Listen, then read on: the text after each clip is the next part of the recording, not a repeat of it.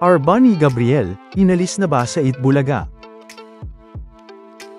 At ito pala ang dahilan, kung bakit nawala si Julia sa Itbulaga.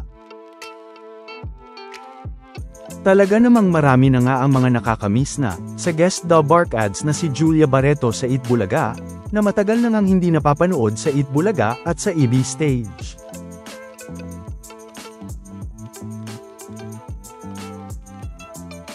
Na matatanda ang huli nga itong napanood sa Itbulaga noong Correct Me If I'm Wrong, noong September 10, 2025.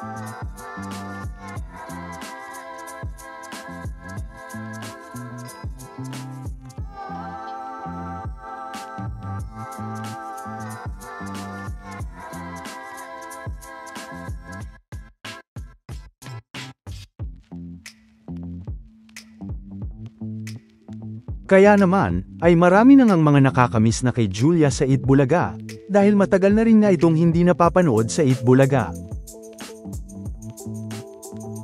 Sa katunayan nga, ay kahit nga sa kanyang IG at FB account, ay marami na ngang mga mababasang mga comments, na namimiss na nga siya sa Itbulaga, at nagtatanong kung kailan siya babalik sa Itbulaga.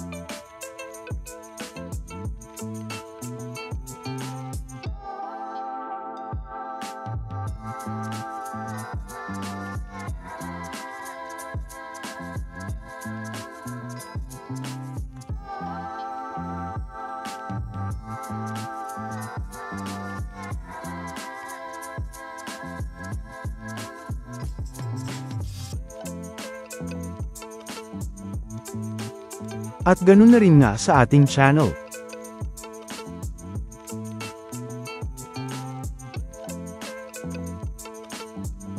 Pero, bakit nga ba siya nawala sa Itbulaga?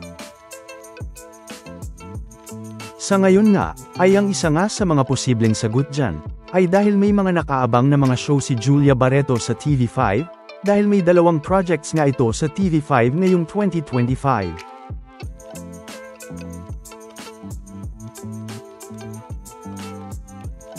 Una na nga dyan, ay ang pagiging host nga ni Julia Barreto, sa original kapatid artista search na Artista Academy, na mapapanood nga ngayong 2025.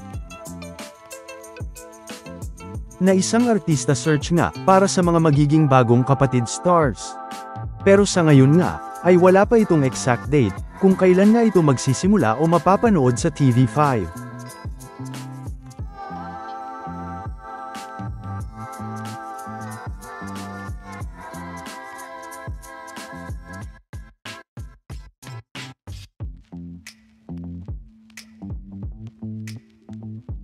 Ang pangalawa nga dyan, ay ang primetime TV series naman ni Julia Barreto na mapapanood din sa TV5, na Hello Heaven, na kung saan ay kasama nga nito si Enrique Hill.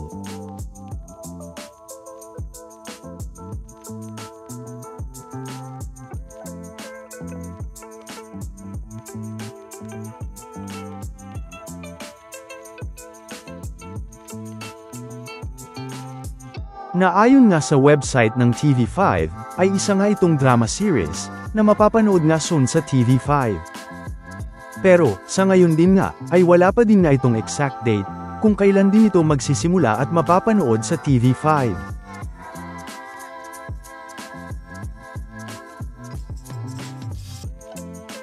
Na mababasa din nga sa isang article ang patungkol dito, na mababasa ngang, Julia Barreto has 2 upcoming TV5 projects. She is starring in the new primetime series, Hello Heaven, alongside Enrique Hill, and she is also a host for the upcoming revival of Artista Academy. The exact premiere dates for both shows have not yet been announced.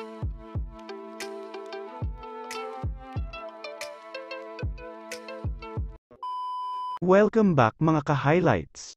Bago tayo magpatuloy ay maaaring mag-subscribe at i-click ang notification bell para updated kayo sa mga susunod pang videos, at paki-like na rin ang video, share at mag-comment na rin. Maraming salamat po.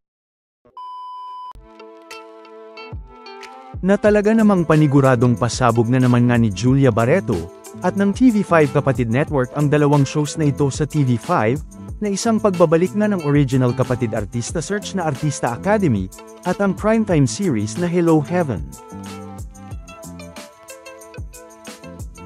Na ngayon pa nga lang ay talaga namang kaabang-abang na. At dahil nga sa matagal na pagkawala ni Julia Barreto sa Itbulaga, ay talaga namang marami nang nakakamiss kay Julia sa Itbulaga, dahil isa din nga ito sa pinakamakulit sa mga EB girls, kapag present ito sa Itbulaga. At para naman sa mga nagtatanong kung umalis na ba si Julia Barreto sa Itbulaga, ay kung titignan nga, ay Dabark ads pa rin naman si Julia Barreto, dahil kung ang pagbabasihan nga ay ang opening video ng Itbulaga, ay makikita pa rin naman dito si Julia.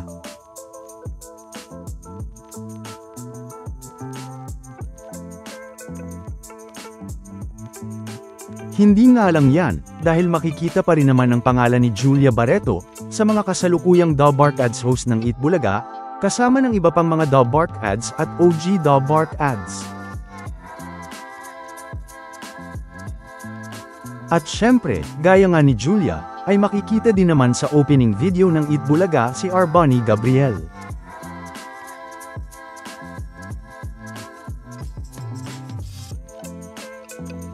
At syempre, makikita din naman ang pangalan ni Arbonnie Gabriel sa website ng Itbulaga, na kung saan ay makikita nga ang mga pangalan ng mga kasalukuyang Dabark ads host ng Itbulaga, na kung saan ay kasama din na si Julia, at ganoon na rin nga ang iba pang mga Dabark ads host at OG Dabark ads.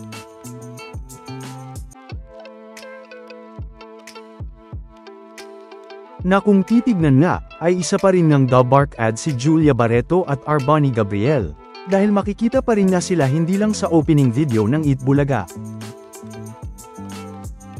kundi maging sa mga kasalukuyang Dabark ads host list ng Itbulaga.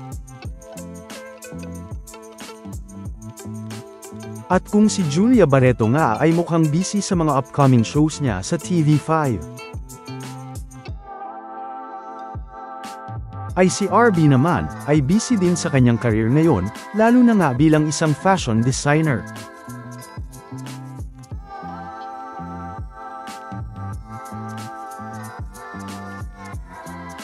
Na kung saan ay kalimitan ngang nasa ibang bansa ito, para sa mga events na pinupuntahan nito.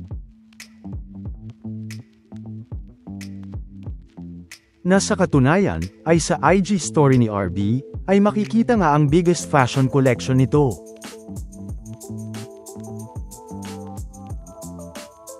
At dahil matagal na rin nang hindi nakikita si RB sa Itbulaga, ay syempre marami na rin ng mga nakakamiss sa kanya sa Itbulaga.